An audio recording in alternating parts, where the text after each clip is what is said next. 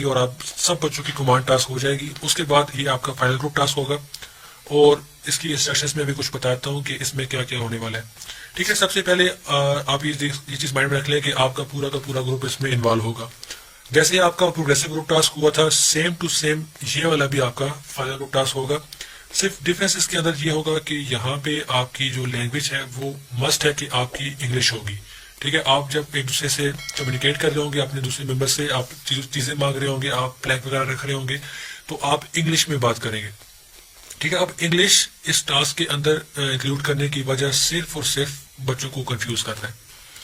ठीक है, और इसकी वजह यह है कि पहले अगर बच्चे जितनी भी क्वालिटीज वो दिखाते रहे तो वो चीजें अगर तो उनके अंदर नेचुरल है तो वो उनके ऊपर ये जो इंग्लिश का जो प्रेशर है वो उनकी जो क्वालिटीज है वो चेंज नहीं होगी। अगर तो उनके अंदर नेचुरली है और अगर वो बन रहे थे, अगर वो एक्टिंग कर रहे थे, तो वो उनका इस टास्क के अंदर उनका जो सारा फोकस होगा वो इंग्लिश लैंग्वेज के ऊपर होगा और वो वाली जो क्वालिटीज थी, वो जितना भी उनके अंदर जो टीम वर्क वगैरह था, वो सब चीजें वो भूल जाएंगे।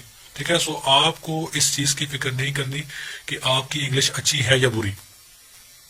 ठीक है, क्योंकि इंग्लिश की वजह से आपको आईएसएसबी में कभी भी रिकमेंड या फिर नॉट रिकमेंड नहीं किया जाता। आपकी इंग्लिश अगर बुरी है, नो इशू। अगर आपकी इंग्लिश अच्छी है तो फायदा है मगर नुकसान नहीं है।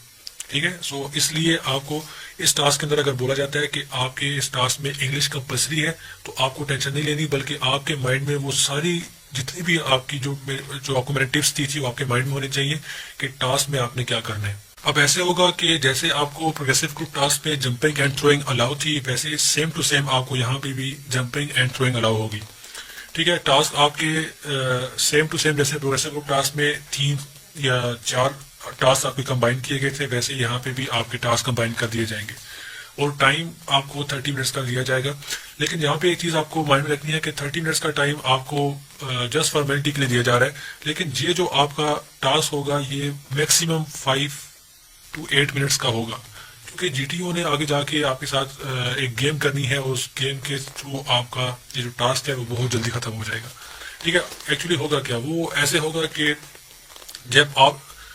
जब आपका टास्क शुरू हो जाएगा तो आप नॉर्मली जैसे बाकी कैंडिडेट्स जैसे बाकी आप टेस्ट में नॉर्मली परफॉर्म करते रहे कि आप प्लानिंग करेंगे और चेक करेंगे कि किस रास्ते से आपको जाना चाहिए और कौन सा लगेज कहाँ पे यूज करना चाहिए। सो प्रॉपर टीम जैसे आपकी होती है वैसे ही आप काम करेंगे। कोई भी इसमें लीडर नहीं होगा, कोई कमांडर नहीं होगा। ठीक है, मिलकर आपने काम करना होगा। आप काम शुरू कर देंगे और वहां से आपको अचानक जीटीओ की आवाज आएगी कि ओके, चेस्ट नंबर 5 के लिए जो ग्राउंड है वो 10 सेकंड के लिए इनबाउंड है। ठीक है, वो आप क्योंकि इंग्लिश होगी, आपके मीडियम आपका इंग्लिश होगा, तो आपसे कह देगा कि okay gentleman, ground is inbound for chest number 5 for 10 second. ठीक है, ground is inbound for chest number 7 for 10 second. ऐसे करते करते वो ऑलमोस्ट हर कैंडिडेट को 10-10 सेकंड के लिए, 15-15 सेकंड के लिए ग्राउंड उनके लिए इनबाउंड कर देगा। ठीक है, अब वो चेक करेगा कि अगर एक बच्चे को परमिशन दी जाए कि वो इस ग्राउंड के अंदर से गुजर के जा सकता है, फाइनल लाइन पे जाके अपना टास्क पूरा कर सकता है, तो वो क्या करेगा, या वो भाग जाएगा फिनिश लाइन पे और बाकी टीम के बारे में नहीं सोचेगा। ठीक है, या तो वो ये चीज चेक कर रहा होता है। अब या तो फिर वो ये चेक कर रहा होता है कि एक लीडर क्या करेगा इस सिचुएशन में। अगर उसके पास अपॉर्चुनिटी आ जाए कि वो आगे जा सकता है तो वो क्या करेगा, वो बाकी टीम को साथ लेके जाएगा या उनके लिए ऐसा जरिया बनेगा कि उनके लिए भी रास्ता आसान हो जाए। ठीक है, तो यहाँ पे आपने दोनों काम आप कर सकते हैं, लेकिन वो सिचुएशन पे डिपेंड करता है। अब पहला काम आप किस सूरत में कर सकते हैं कि आप सामान उठाएं और आप सीधा ग्राउंड में भाग जाएं। ठीक है, फिनिश लाइन पे चले जाएं। ये काम आप सिर्फ उस सिचुएशन में कर सकते हैं कि जब आपकी बाकी सारी टीम आगे जा चुकी हो और आप अकेले रहते हो, या फिर आपके बाद एक बंदा रहता हो या 2 बंदे रहते हो। तो आपकी जो 7 कैंडिडेट्स हैं, 8 कैंडिडेट्स हैं, वो पहले जा चुके हो, तो उस जगह पे आपको अगर अलाउ करता है जीटीओ तो फिर आप वहां से स्टार्टिंग लाइन से, आप जहां भी हैं, स्टार्टिंग पे है, मिड पे है, आप वहां से सीधा लगेज को उठाएं और आप एंड लाइन फिनिश लाइन पे चले जाएं। ये आप तब काम कर सकते हैं। अगर तो आपको ये चीज, अगर आप देख रहे हैं कि आपकी बाकी पूरी की पूरी टीम शुरू पे खड़ी है, स्टार्टिंग लाइन पे है, तो जीटीओ सबसे पहले ही आपको कहता है कि आपके लिए जो ग्राउंड है ये इनबाउंड है। तो उस टाइम पे आपको भागना नहीं है। ठीक है, आपको क्या करना है, आपने लगेज को उठाना है और लगेज को इस तरह से अरेंज करना है कि आपकी वजह से लगेज का ऐसा कोई ब्रिज बन जाए, ऐसा कोई रास्ता बन जाए कि जिसकी मदद से बाकी कैंडिडेट्स आगे आ सकें। ठीक है, मतलब कि आपने ये नहीं देखना कि मेरे लिए अलाउ हो गए तो मेरे पास बाहर चला जाओ, नहीं, आपको ग्राउंड के अंदर ही रह के ऐसी हेल्प करनी है अपने बाकी टीम वालों की कि उनके लिए भी रास्ता आसान हो जाए। ठीक है, ये पिक्चर सामने आपको नजर आ रही है। सो लेट सपोज कि आप यहाँ पे खड़े हैं, टेस्ट नंबर 29 आप हैं और आपकी आधी टीम यहाँ पे काम कर रही है, एक बंदा यहाँ पे। अब देखें, अब आपके लिए ग्राउंड इनबाउंड हो गया। ठीक है, इनबाउंड हो गया तो इसका मतलब यह है कि आप अब यहाँ पे आ सकते हैं। ठीक है, वैसे तो ग्राउंड आपके लिए आउट ऑफ द बाउंड होगा, आप सिर्फ इनबाउंड वाले एरिया पे आप खड़े हो सकते हैं। तो अब आपके लिए 10 सेकंड के लिए या 20 सेकंड के लिए आपके लिए ग्राउंड जो है वो इनबाउंड हो गया। तो इसका मतलब यह है कि आप अब यहाँ से भाग भी सकते हैं, फिनिश लाइन पर जा सकते हैं और आप यहाँ भी खड़े हो सकते हैं। अब देखें, ये जो प्लैंक है, यहाँ पे आपके पास ऑप्शन नहीं है कि इस बच्चे के लिए ऑप्शन नहीं है कि वो यहाँ पे इस प्लैंक को लगा सके। ठीक है, यहाँ पे कुछ भी नहीं है। तो अब आप क्या करें, आपके लिए अगर अलाउ हो गया तो आप यहाँ पे आके खड़े हो जाएं और इस प्लैंक को अपने हाथों के साथ इसको होल्ड कर लें। ठीक है, और इस तरह से आपके और इस कैंडिडेट के दरमियान एक ब्रिज बन जाएगा। ठीक है, और आप बाकी कैंडिडेट्स को रास्ता दे सकेंगे कि ठीक है, यहाँ पे जगह नहीं थी तो मेरे लिए ग्राउंड इनबाउंड था, तो इसलिए मैंने उनके लिए रास्ता बना दिया। तो अब बाकी जो कैंडिडेट है वो यहाँ से गुजर के आ सकते हैं और आगे जा सकते हैं। मतलब यह है कि आपने, अगर बेशक आपके लिए ग्राउंड इनबाउंड था तो आप जा सकते थे, लेकिन अगर आपकी टीम बाकी पूरी की पूरी पीछे खड़ी है तो फिर आप आगे नहीं भाग सकते। आपने कुछ ऐसा जरिया बनाना है। अगर आपके पास यहाँ पे ड्रम पड़ा हुआ था बाहर, ठीक है, ये मैं कहता हूँ यहाँ पे आपका स्टार्टिंग लाइन था और यहाँ पे आपके पास ड्रम था। ठीक है, यहाँ पे एक ड्रम था। तो अब इस बच्चे के लिए ये पॉसिबल नहीं है कि ये वहां वापस जाके उस ड्रम को उठा के ला सके, या फिर इन कैंडिडेट्स के लिए ये पॉसिबल नहीं है कि वो इस ड्रम को यूज कर सके। लेकिन आपके लिए तो ये ग्राउंड इनबाउंड था ना। ठीक है, अब देखिए यहाँ पे ये प्लैंक नहीं लग सकता, तो आप क्या करें, आप जल्दी से वापस जाएं, यहाँ से ड्रम को उठा के लेके आके यहाँ पे ड्रम लगा लें। ठीक है, जब आप यहाँ पे ड्रम लगा लेंगे तो क्या होगा कि ये जो प्लैंक है वो इसके ऊपर रख के अपने लिए रास्ता बना देगा। ठीक है, या फिर आप किसी और ऐसी जगह पे ड्रम को रख लें जहाँ पे ड्रम जो है वो इनबाउंड हो, ड्रम आप रख सकते हो। मतलब वहां पे आपने अपने दिमाग को हाजिर रखना है, आपने चेक करना है कि मैं किस चीज को यूटिलाइज करूं, किस चीज को मैं यूज करूं कि इनके लिए रास्ता बन जाए। ठीक है, आपने वहां पे भागना नहीं है। एक लीडर कभी भी बैटल फील्ड को छोड़ के नहीं भागता।